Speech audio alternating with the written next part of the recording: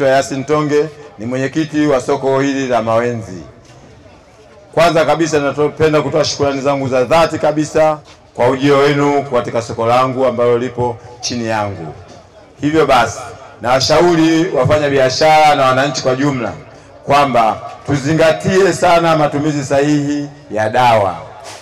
Tuzingatie sana matumizi sahihi ya dawa. Maduka tumewekea yako mengi. Lakini ni vizuri sana kwanza tukapata ushauri kutoka kwa watu wa huduma za afya. Hiyo akitushauri kwamba unaumwa kitu fulani, kwa dawa yake ni hizi, baadaye unachukua maagizo yale kutoka kwa hudumu wa afya, tunaanza kwenda kwa maduka ya dawa kwa sababu ya kununua dawa. Tusiende moja kwa moja kwenye maduka ya dawa kabla ya kuwaona wahudumu wa afya. Kikweli ni hatari. Kama mnavyojua, dawa ni dawa, lakini dawa vivyo ni sumu. Kama utazitumia vibaya, dawa itakuwa ni sumu, lakini ukitumia vizuri zitakuwa ni dawa.